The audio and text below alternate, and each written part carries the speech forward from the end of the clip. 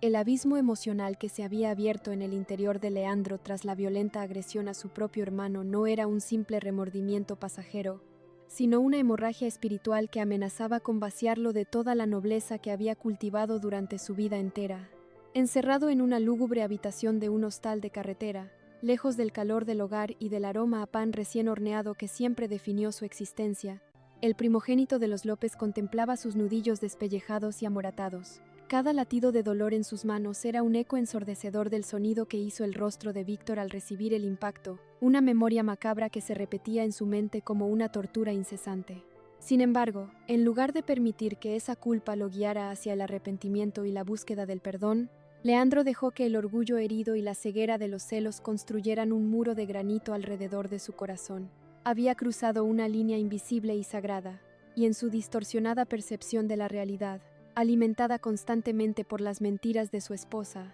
convencerse de que él era la verdadera víctima, resultaba mucho más fácil que admitir que había destrozado el vínculo más puro de su familia por culpa de una manipulación asquerosa. La imagen de Mercedes interponiéndose entre ellos, con los ojos anegados en lágrimas de profunda decepción, lo atormentaba día y noche, pero él interpretaba ese sacrificio maternal como una prueba irrefutable de que su madre siempre había preferido al hermano menor, relegándolo a él a la posición de un simple proveedor sin derecho a exigir respeto. En medio de esta tempestad de confusión y agonía, Natalia se movía con la precisión quirúrgica y la frialdad espeluznante de una araña viuda negra que envuelve a su presa en un capullo de seda venenosa. Lejos de las miradas acusadoras de la matriarca, la joven esposa aprovechó la vulnerabilidad extrema de Leandro para consolidar su control absoluto sobre su mente y su voluntad. Sentada en el borde de la cama, fingiendo llorar con lágrimas de cocodrilo que secaba con delicadeza calculada, Natalia le susurraba al oído palabras cargadas de un veneno tan dulce como letal. Le aseguraba que él era el único hombre valiente en esa familia de hipócritas,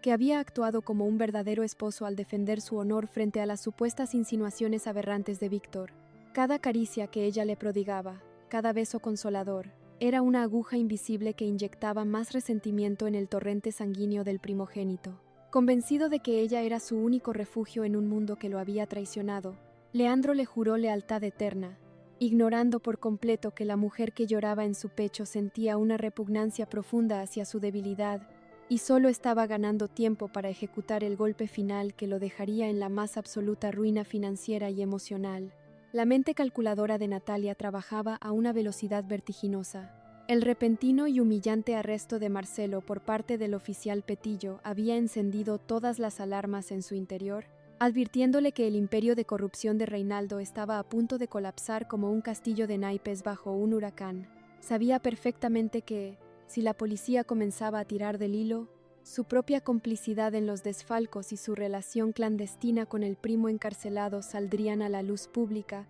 arrojándola directamente a una celda oscura. Necesitaba dinero en efectivo, grandes cantidades de dinero imposible de rastrear, y lo necesitaba con urgencia para comprar un pasaje de escape lejos de Villa El Destino antes de que la guadaña de la justicia la alcanzara. Aprovechando el deseo de Leandro de independizarse y demostrarle a su madre que podía triunfar sin la panadería familiar, Natalia le propuso una idea aparentemente brillante pero mortalmente peligrosa: solicitar un préstamo gigantesco a un grupo de prestamistas usureros del bajo mundo, utilizando como garantía los ahorros de toda su vida y los documentos de un pequeño terreno que él había heredado de un tío lejano. Le prometió que con ese capital abrirían un restaurante de lujo, un negocio que aplastaría el humilde local de Mercedes y los convertiría en los nuevos reyes del imperio gastronómico. Pero en el fondo de su alma putrefacta, la mujer solo planeaba vaciar esas cuentas en cuanto el dinero fuera depositado y desaparecer en la niebla, dejando a su marido ahogado en deudas de sangre. Mientras Natalia tejía su red de destrucción financiera, Leandro, incapaz de soportar la presión del aislamiento y la ansiedad de sus propias decisiones, buscó refugio en el falso consuelo del alcohol barato. Comenzó a frecuentar las cantinas más sórdidas y oscuras de los suburbios, lugares donde el olor a tabaco rancio, sudor y desesperación impregnaba las paredes. Fue en uno de estos antros de perdición, con la mirada nublada por el licor y el juicio completamente destrozado, donde el destino le preparó una trampa aún más cruel al poner en su camino a la peor influencia posible, su propio padre, Aldo Pérez, el patriarca exiliado, cobarde y traidor.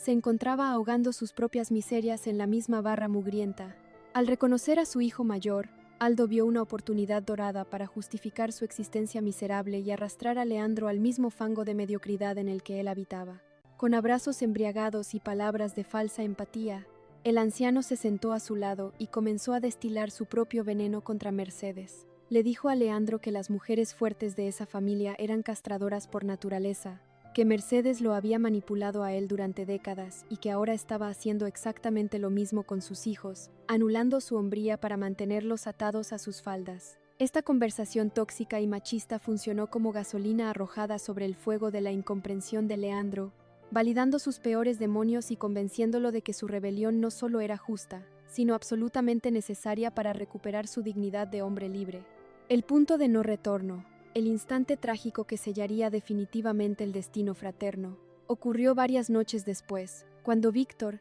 impulsado por ese amor incondicional y puro que siempre le tuvo a su hermano mayor, decidió buscarlo para intentar una última reconciliación. Aún con el rostro marcado por los hematomas de la paliza, Víctor recorrió las calles peligrosas hasta encontrar a Leandro saliendo a trompicones de la cantina. Al verlo, el menor de los López se acercó con las manos en alto, sin rencor en la mirada, suplicándole que volviera a casa, que dejara que la familia lo ayudara a salir de la oscuridad, y advirtiéndole con lágrimas en los ojos que Natalia lo estaba manipulando para destruirlo. Pero Leandro, completamente envenenado por el alcohol, las mentiras de su esposa y las palabras de Aldo, lo miró con un desprecio tan absoluto y gélido que congeló el alma de Víctor. Sin mediar palabra de consuelo, Leandro lo empujó con violencia contra la pared del callejón, escupiendo insultos denigrantes y advirtiéndole que si volvía a pronunciar el nombre de su mujer, no dudaría en matarlo a golpes. La mirada de Leandro estaba vacía, desprovista de cualquier rastro del hermano protector que Víctor conoció en su infancia. En ese agónico silencio bajo la lluvia persistente, Víctor comprendió que la batalla estaba perdida. Su hermano había elegido las sombras por encima de la luz. De regreso en la sagrada casa familiar, Mercedes experimentó un dolor agudo en el pecho, una punzada invisible que le advirtió, con la precisión infalible del instinto maternal, que el lazo espiritual con su hijo mayor se había roto de manera definitiva y quizás irreparable. La matriarca se arrodilló en el silencio de su dormitorio, sintiendo que las fuerzas que la habían mantenido en pie durante 2 décadas de sufrimiento comenzaban a abandonarla lentamente. Había resistido la desaparición de Estrella, la traición de su esposo y los embates de la pobreza, pero ver a sus hijos destruirse mutuamente era un golpe que amenazaba con aniquilar su resistencia vital. La casa de los López, que alguna vez fue una fortaleza inexpugnable de amor, lealtad y valores inquebrantables, se encontraba ahora fracturada desde sus propios cimientos, con sus defensas completamente derribadas. Esta vulnerabilidad extrema era lo que sus enemigos esperaban.